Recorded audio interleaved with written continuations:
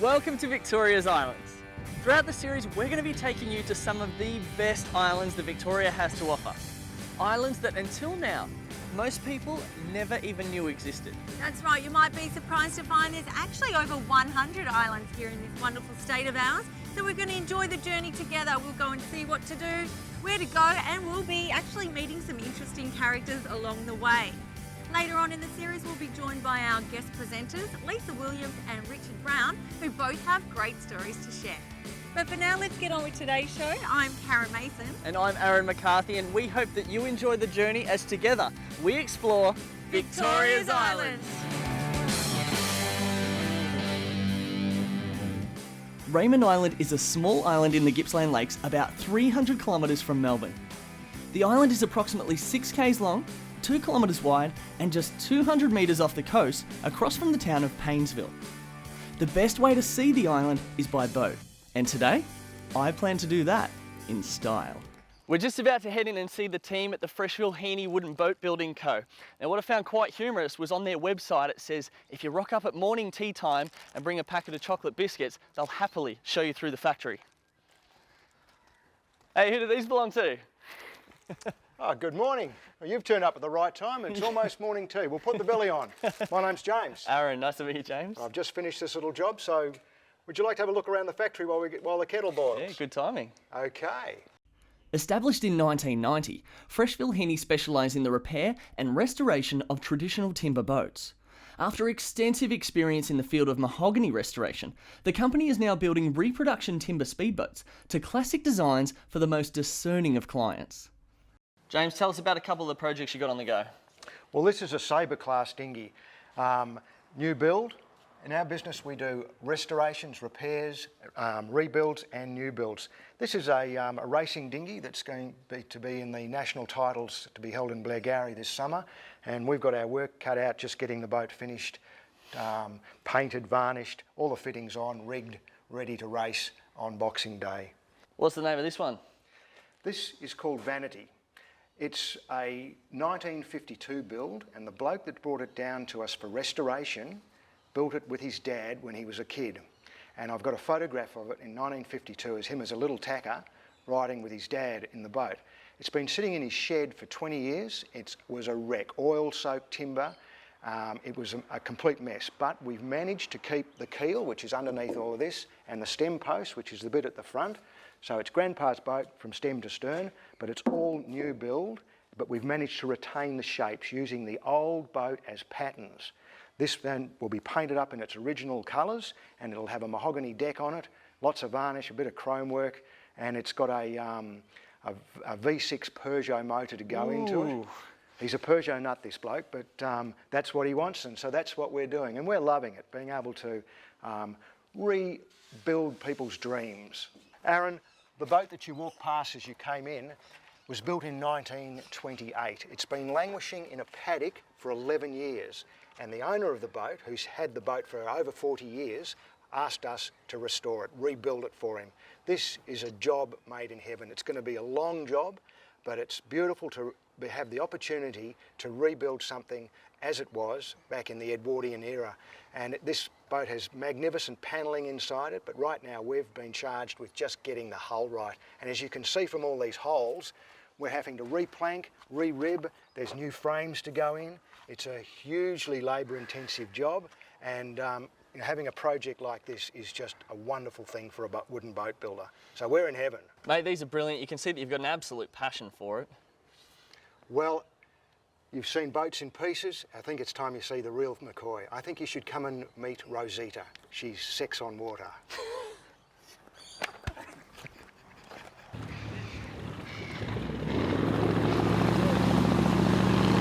As a director of the company, James Freshville is a skilled boat builder with over 40 years experience in the game. Along with his wife, James built a small classic yacht and sailed to England from Australia, where he later worked at Free Bodies, a famous boatyard on the River Thames, restoring and building finely crafted launches. Rosita was designed in 1924 by John L. Hacker, who was the Steinway of boat designers in that era. James found a faded and scrunched up blueprint in a 1938 motorboat magazine from the USA. He instantly fell in love, and the rest is history. James built the replica using modern wood epoxy technology for a lighter, stronger and faster boat than the original.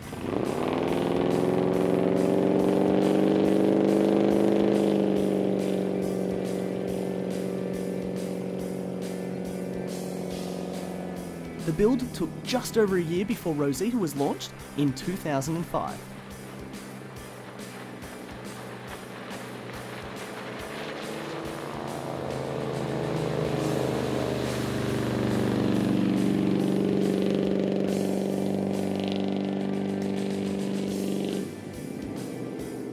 Many locals associate the identity of Raymond Island with its iconic ferry, and why wouldn't they? It's grown from a mere rowboat provided by the Shire in 1888.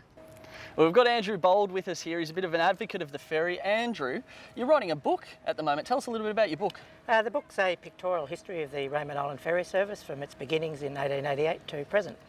Okay, great. Now, this ferry is a bit unique to other ferries around there. Tell us about how it operates. Probably the most unique feature is the chain drive system on the ferry. It runs on 2 chains and it's a winch system powered through hydraulic motors, and it's got a very short distance, and you can see it travel from Painesville to Raymond Island. It does have a very short distance to travel, and we have captured that on camera earlier, but there used to be cattle and horses on the island as well. That's right. The ferry service started off with wooden punts, as we call them, and they were in size, would only take, in modern terms, three vehicles. They were used primarily to get livestock and horse and carts and everything to and from Raymond Island. And before the ferry was there, what happened with the livestock? They used to swim the cattle across the strait. They'd swim them across? Yes. Any of them not make it? Oh, not that I know of. The weak and the lame? Yeah, so that's interesting, but many people would think that with chains operating like from side to side between the mainland and the island, that boats would have trouble going across. No, the weight of the chain drops immediately back of the ferry, so there's substantial weight in the chain, so the chain goes straight to the bottom of the lake. So it sits on the bottom, and as the ferry goes across, it goes up through the bottom of the ferry and down, and it just winches itself across. That's right. And the leading chain is low enough to stop most boats, and the rule is you go behind the ferry when it's travelling. So yeah, we've got it sitting here behind us now. Now, it's constantly moving, isn't it? How many trips would it average? It averages around 50,000 trips a year, so it's a lot of, and around 500,000 passengers and probably around 250,000 vehicles. Coming up after the break, Karen goes in search of wildlife and wildflowers on French Island.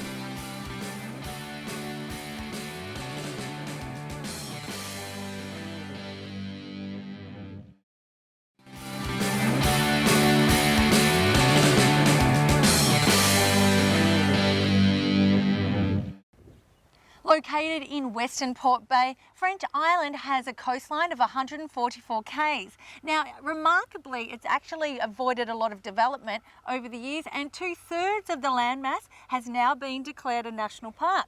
That's where Mick comes in. Great to see you again. Great to see you, Karen.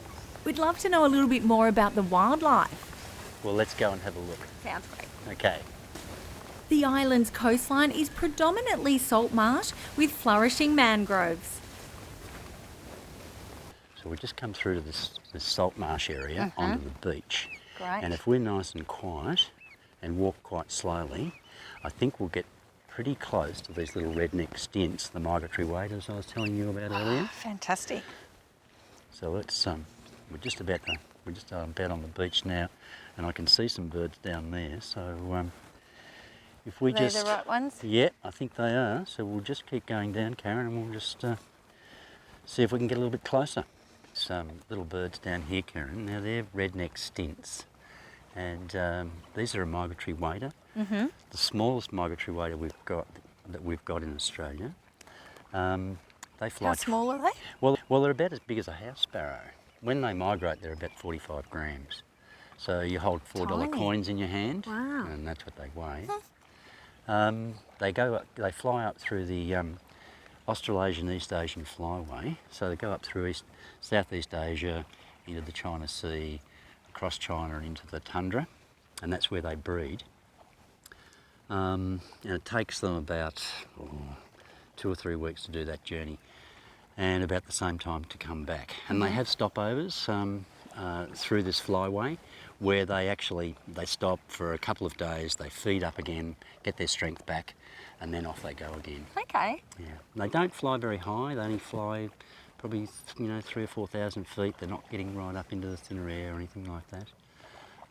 We'll just go a little bit closer. Okay, see how close we can get. Yeah. We might be able to just see if there's some other birds in amongst this flock of redneck stints. So I'm nearly onto them now. They've taken off now. You can see how their colour changes as their direction of flight changes. And they all fly in the same beautifully coordinated pattern. And it's a special thing. They feed on little detritus and just tiny little animals that are left on the surface of the muds and the sands. Ah, okay. So their lives are driven by the tides. They're not like you and I, whereas we go to sleep at night. These guys could be out at 12 midnight, out feeding across the mud flats because it's low tide. At high tide, the next morning, say it's 6 a.m, they're all asleep for the next 4 hours at a high tide roost, just like this one in front of us. There's about a flock of about 800 to 1,000 birds there. So what do you think we're going to see along the salt marshes and the beach here? Look, we're going to be looking at pied oyster catchers today. We're sure to see some of those. So the oyster catcher, which is a prober of sand and mud. And in the salt marsh, we're probably going to see some swans. Beautiful. And even some chestnut teal, some ducks. Oh, great. And they'll be in big flocks, Karen. They won't be just one or two birds. There's more ducks taken off there now, more teal.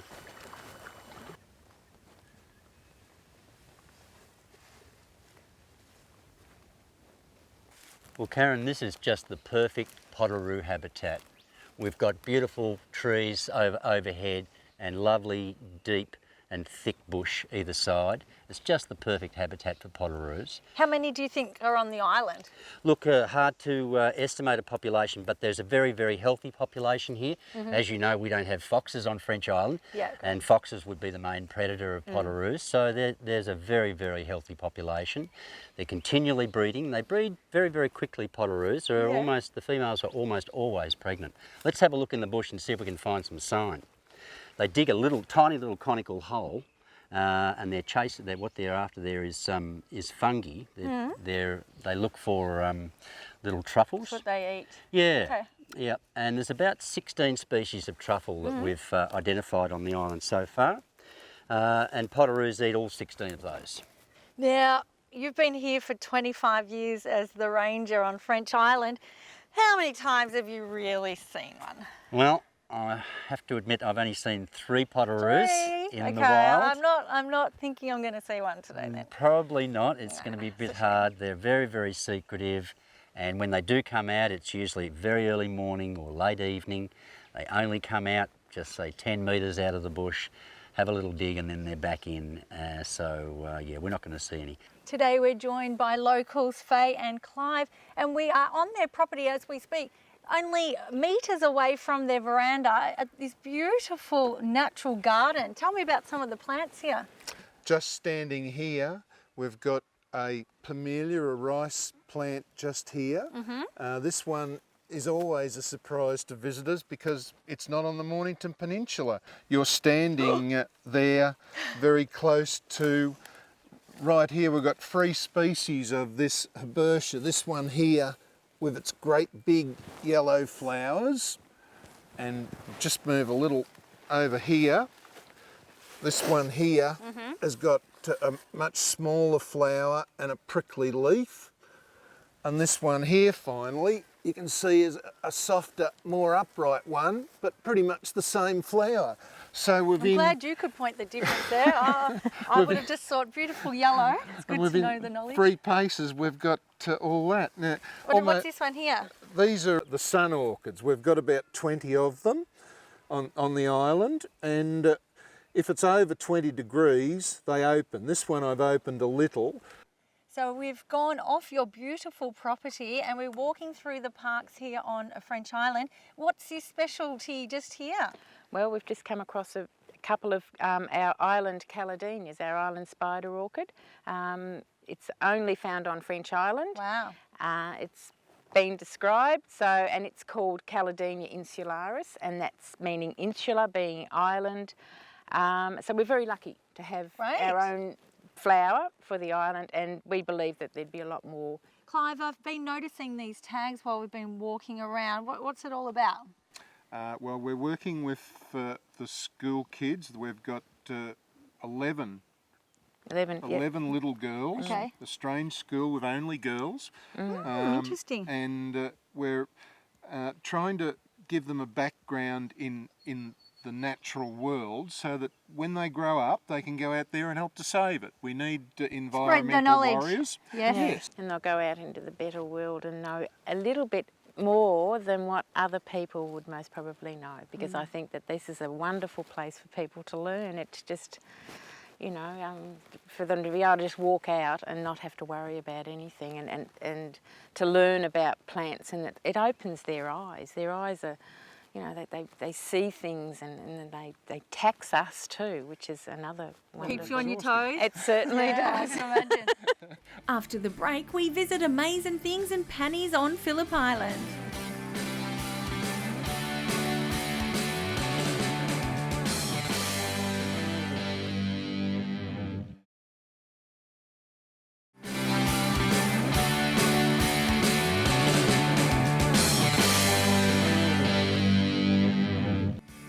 Phillip Island, as most of us know, is about 90 minutes away from Melbourne.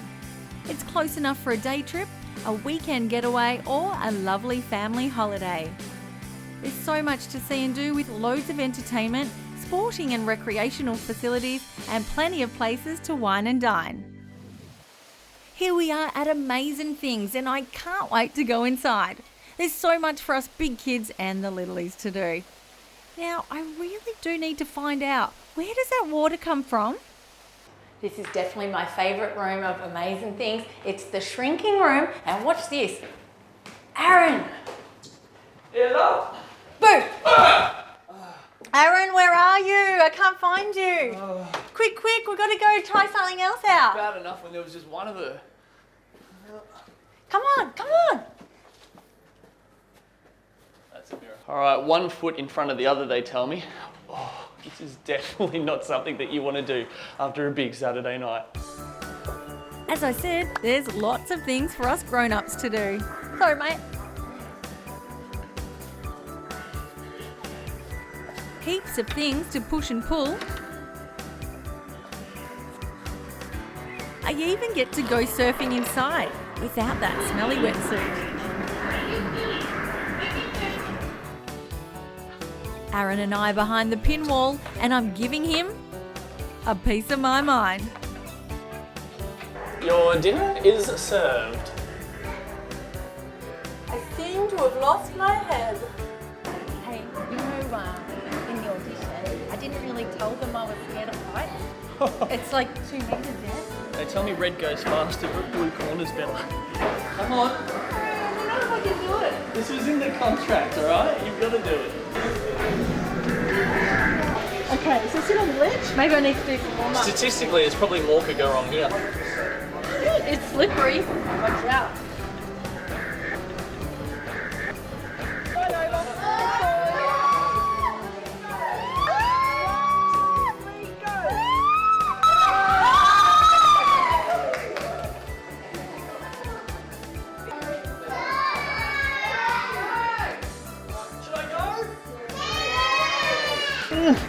So arms nice and straight. You ready? Chin forward. 1, 2, 3, go. Arms away! Ooh, wings up.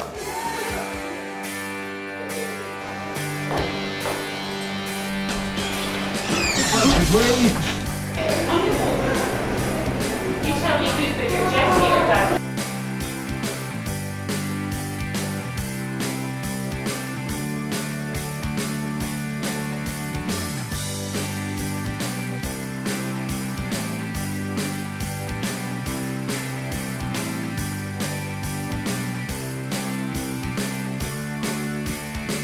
There is no chance in hell. Watch this. I'll show you how it's done.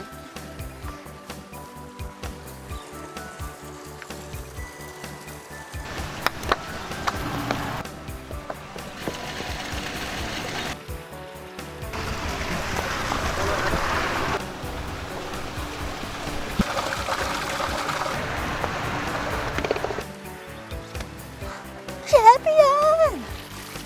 I'm feeling on top of the world, but Aaron's not so hot, so we're off for a sugar fix at Panny's Amazing World of Chocolate.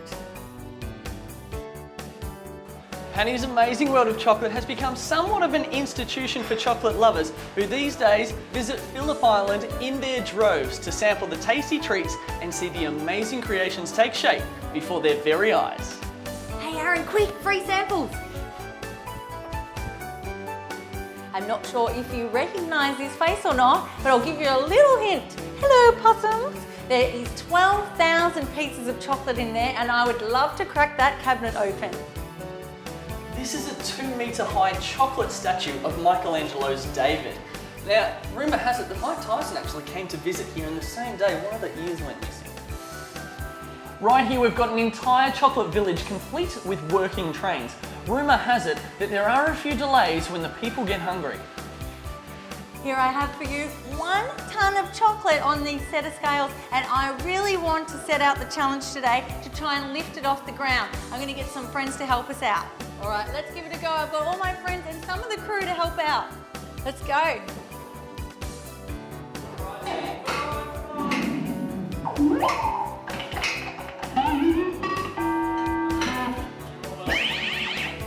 Come on, is it going to lift? Squeeze in nice and tight. That's it. Can we lift it? We're nearly lifted it.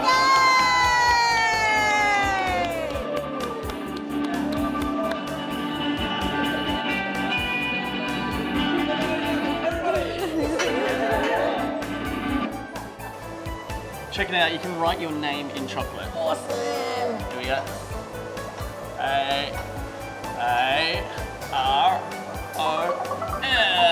No more chocolate. I think I could do a better job than you. All right, bring it on. 2, 1, go. That's actually really good. Of course.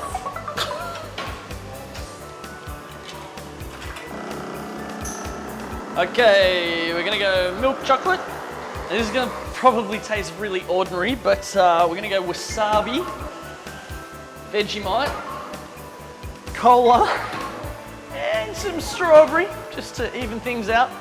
Lock in chocolate. Lock in ingredients. Start machine. Now making chocolate bar. Retrieve from chute at end of machine. All right, these are all like spinning around. Oh, hello. There's the Vegemite. And the wasabi. Oh, wow. Thanks, Aaron. You're so sweet. Yeah, no worries. Enjoy that.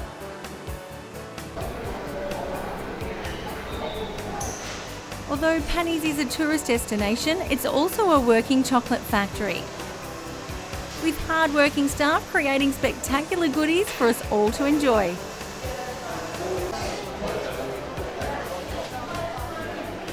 And as you can see, there's a variety of fun, unique and exciting displays. That's it for now from Phillip Island, but there is so many great things to do on this amazing island. We're going to be back here throughout the rest of the series. And we had such a great time here at Panny's Amazing World of Chocolate. We came, we saw, and we conquered, all right.